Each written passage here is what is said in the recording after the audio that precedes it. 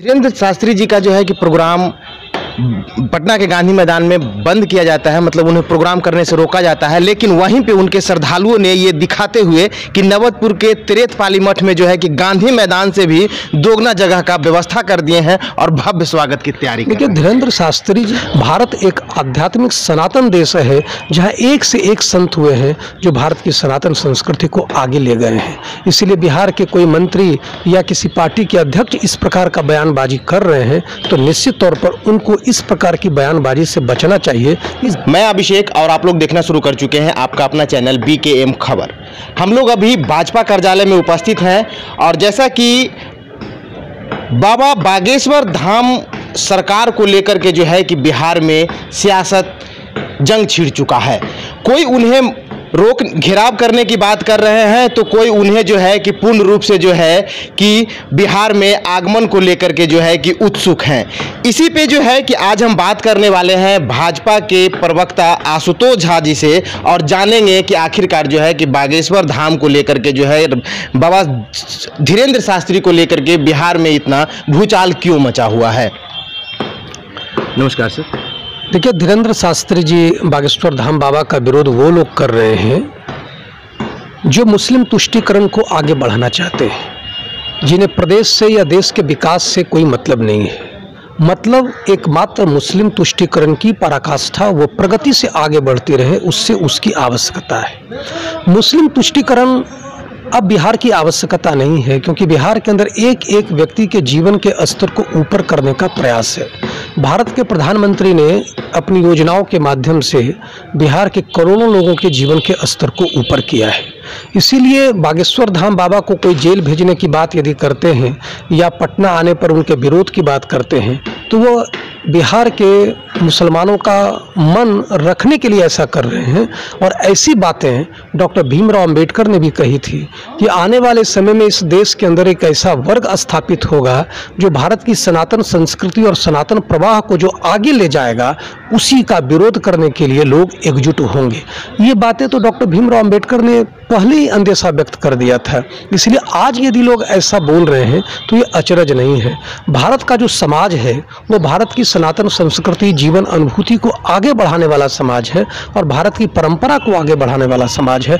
और जो भारत की परंपरा को, भारत के जीवन संस्कृति के खिलाफ बोलता है, समाज उसको अपने दिल से, हृदय से पूरी तरीके से उतार देता है।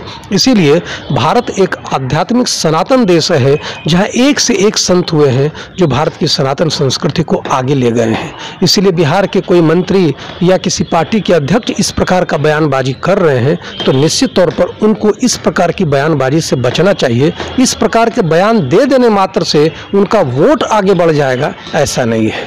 भारत का समाज आज भी भारत की आध्यात्मिक यात्रा को आगे ले जाने के लिए संकल्पित है।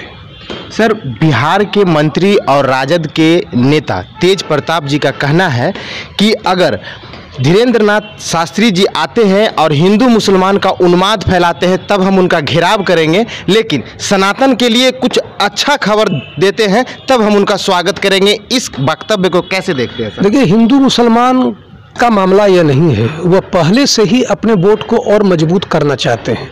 वो वोट को मजबूत करने के अभियान में जुटे हैं और इसीलिए यह जो बयान दे रहे हैं वो उनका एक अहम हिस्सा है उस वोट का। इसीलिए इस दृष्टि से समझिए, इसके पहले भी लालू प्रसाद यादव ने जातिगत उन्माद टिप्पणी की थी। बसपा के अंदर मायावती ने कभी इसी प्रकार की टिप्पणी की थी। भारत का जो समाज है, बिहार का जो समाज है, वो सांस्कृतिक गौरव से युक्त समाज है। बिहार की संस्कृति दुनिया के अंदर स्थापित संस्कृति है।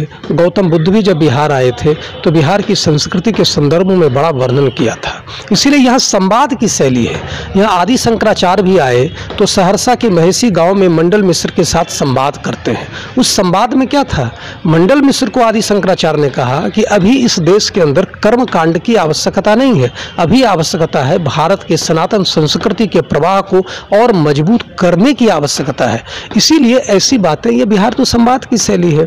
लेकिन यदि वो ऐसा कह रहे हैं तो राजनीतिक दृष्टिकोण से सोच रहे हैं और हर समस्या को, हर परिस्थितियों को राजनीतिक दृष्टिकोण से सोचना यह बिहार के लिए शुभ नहीं है।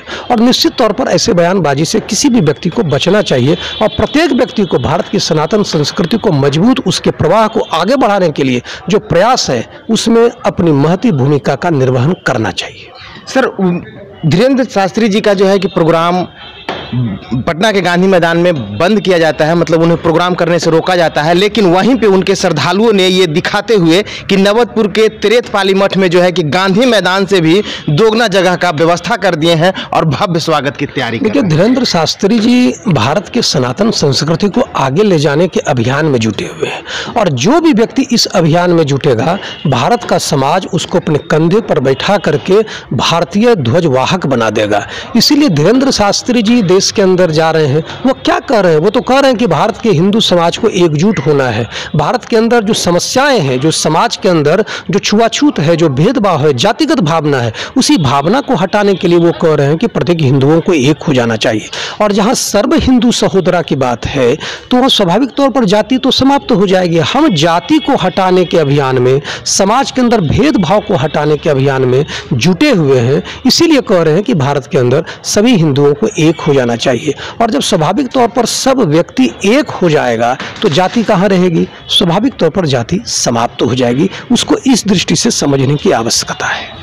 सर, आनंद मोहन की रिहाई को लेकर के जो है कि ऐसा जो है कि अब जो है कि स्वर्ण भी आगे आ रहे हैं और जैसा कि अभी इनकम टैक्स पटना में जो है कि पोस्टर बार चल रहा था, स्वर्णों का कहना है कि स्वर्णों को अधिकार दिया जाए, अब नहीं सहेंगे अत्याचार। जैसे आप आनंद मोहन का रिहाई कर रहे हैं, प्रभुनाथ सिंह का भी रिहाई कीजिए और अनंत सिंह का भी रिहाई कीजिए, इस पर आप क्या कहें? देखिए, समाज के प्रत्येक व्यक्ति के साथ न्याय होना चाहिए और नीतीश कुमार राजद के साथ जब गए तो बिहार की जनता को अंदेशा हो गया कि बिहार के साथ न्याय नहीं हो सकता है। विकास पर कुठाराघात करने का काम नीतीश कुमार ने किया है। आप स्थिति देखिए, भाजपा के साथ जब नीतीश कुमार थे तो मुस्कुराता हुआ चेहरा था, लेकिन आज उनके चेहरे को देखिए, उनका चेहरा कहीं ना कहीं आत्मविश्वास से लवरेज नहीं है। आत्मविश्वास से लवरेज तेजस्वी यादव का है, क्योंकि तेजस्वी यादव की सरकार चल रही है, नीतीश कुमार मात्र मुखौटा है। इसीलिए सरकार के अंदर आप सोचिएगा कि किसी के साथ न्याय होगा, यह संभव नहीं है। धन्यवाद सर। जैसा कि आप लोग देख रहे थे कि हमारा जो है कि अभी आशुतोष झा जी के साथ जो है कि बिहार के सियासी हलचल पे कुछ बातें चल रही थी, तो आप अपना प्रतिक्रिया कमेंट बॉक्स में जरूर दें। बने रहें बीकेएम खबर के साथ। जय हिंद, जय बिहार।